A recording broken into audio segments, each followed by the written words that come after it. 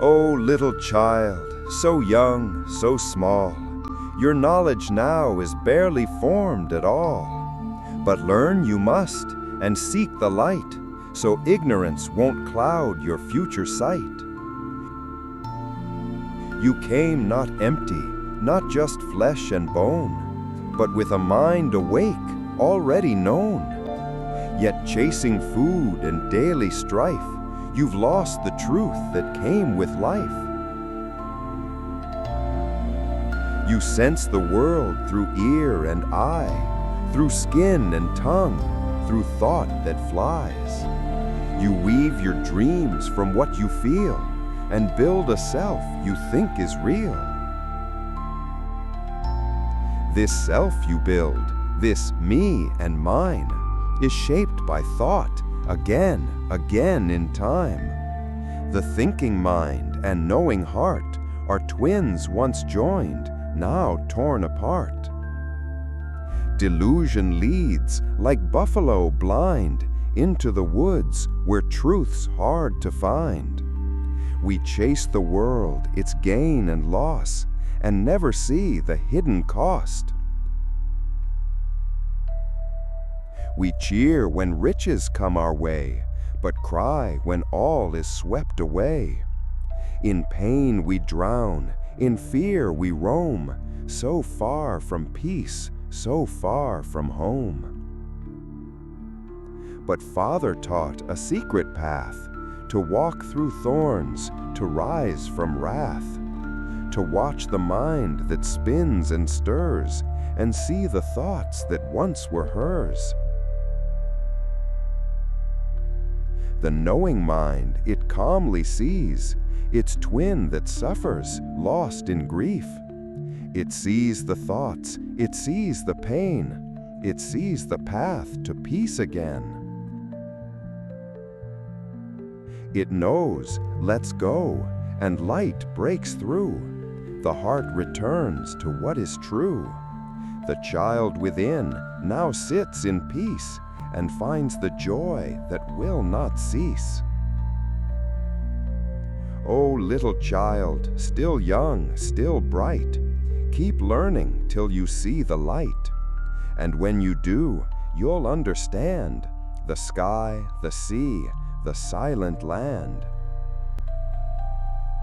You'll see the water, calm and clear, reflecting truth when mind is near. The waves may rise, the winds may blow, but deep beneath the peace will show.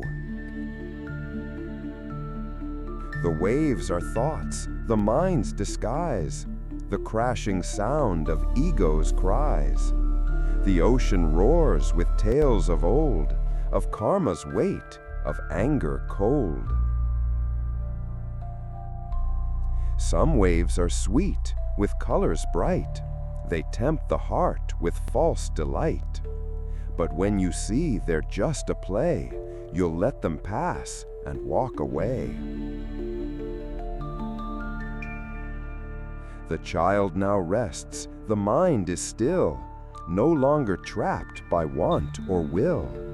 And in that stillness, truth is seen, three minds revealed, serene and clean. 1. The mind that's pure, the mind that's true. 2. The mind that thinks, that colors view. 3. The mind that wakes and watches all, the one that sees and will not fall. Welcome to the Deep Dive. Today we're tackling something really fundamental.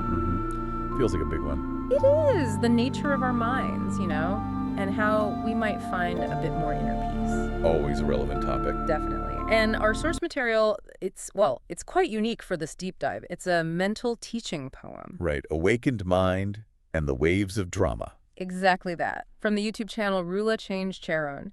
And it's inspired by a Thai Dhamma poem. And what's really striking right off the bat is this central metaphor it uses. It's quite elegant. Tell us about that. Well, it pictures our original true mind as being like, still clear water, just pristine. Okay. But then the conditioned mind, the one we, usually operate from, Okay. that's like water waves, turbulent. Ah, the waves of drama. Precisely. So our mission today really is to sort of unpack the poem's language. It's beautiful, but we want to get at the core ideas. Go beyond the literal. Yeah, to pull out these essential nuggets of knowledge about, well, how our minds work, why we feel lost sometimes. And maybe how to get back to that stillness. That's the hope. Okay, let's unpack this. This poem uses such beautiful language to describe something so fundamental to our experience. It really does. And it starts in a place that might surprise you. It says, "Oh, little child, so young, so small." But then, almost immediately, it says, "We came with a mind awake, already known." Like we start out with this awareness. It suggests an innate clarity, doesn't it? Yeah, but that doesn't always feel like where we are now, does it? So what does the poem say happens? How do we lose that? Well, that's the core question, isn't it? It suggests this awake state is like the default setting. Okay. But then pretty quickly, it says we lose touch by chasing food and daily strife. And that's not just like big ambitions. No, I think it's smaller too. The constant pull of distractions, checking the phone, the mental to-do list, Yeah. maybe worrying about what someone said. That kind of chasing. Exactly. And it details how the self, the me, and mind gets built up. Through our senses, it says. Right. Ear and eye, through skin and tongue, through thought that flies. And from what we feel. It says we weave your dreams from what you feel and build a self you think is real. So this self we identify with, it's constructed. Fundamentally constructed, according to the poem, not inherently real in the way the awake mind is. Okay, so if we start awake, but then build this self, here's where it gets really interesting. The poem says this built self is shaped by thought again in time. Yeah. So it's not a fixed thing. It's constantly being reinforced. That's a critical point. Yeah. Our identity isn't some solid statue. It's more like a story we're constantly rewriting with every thought. Wow. And what's the consequence of that? Well, the poem puts it quite profoundly.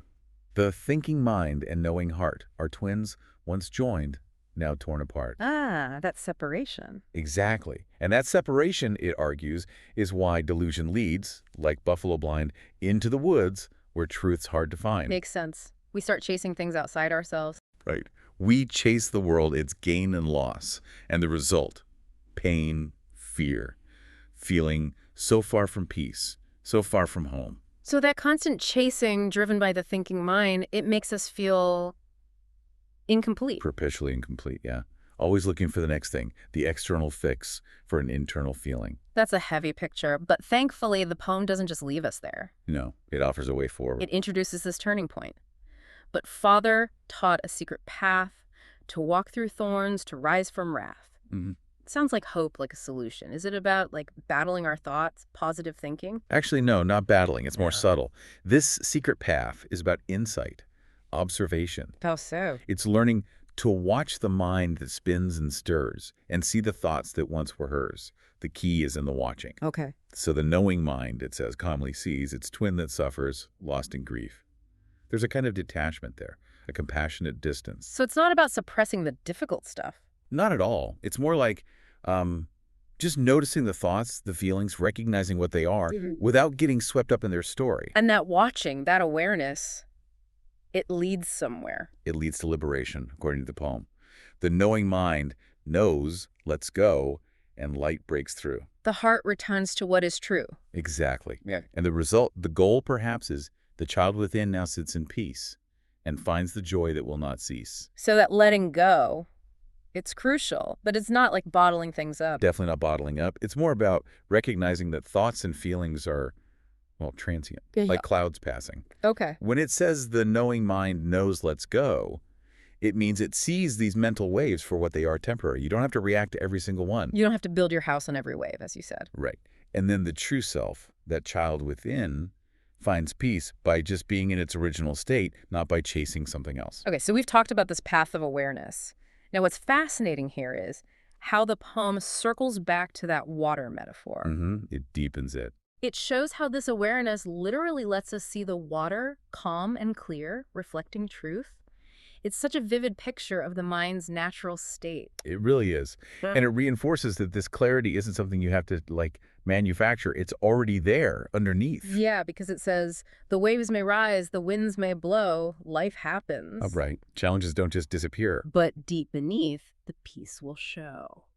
So it's not about stopping the waves. No, it seems to be about knowing there's a depth, a calm, that's always accessible no matter what's happening on the surface. So how do we actually access that deep beneath when things feel, chaotic? Well, this is where the poem gets really specific about what the waves are. Okay. It says, the waves are thoughts, the mind's disguise. The mind's disguise. Interesting. The crashing sound of ego's cries. And that ego's cries part, Yeah. it's not just like shouting matches. No. It's that quieter inner voice too, right? The one that needs validation, feels hurt easily, compares constantly. That's the ego generating its own drama. Those inner waves. Exactly. And it goes on. The ocean roars with tales of old, of karma's weight, of anger cold. So these waves are our conditioning, our past, our emotions, Right. all the stuff that churns things up. The noise obscuring the clear water. Precisely. And it even points out that some waves aren't obviously negative. Some waves are sweet, with colors bright. They tempt the heart with false delight. Yeah, that's a really important point Why are those sweet waves tricky? because they're still waves. They're still temporary. If we get attached to them, chase them, we're still caught in the cycle, still identifying with the surface. So it's attachment, whether positive or negative. It's the identification with the temporary, which leads to the poem's really crucial insight for you, the listener. Which is? That moment of clarity. When you see they're just a play, you'll let them pass and walk away. So seeing the waves, as a performance almost. Kind of. Yeah. Recognizing their nature. Not stopping them, but understanding they aren't the entirety of the ocean. They aren't you. And then you don't have to be swept away. And this whole process, this observation, this seeing, it leads to the poem's sort of ultimate revelation when, in that stillness, truth is seen. Right. And if we connect this to the bigger picture, this is where the poem unveils the three minds revealed, serene and clean. Okay, let's break those down. What are the three? So first it says, the mind that's pure, the mind that's true. That's the original state, right? Right. The still water we talked about.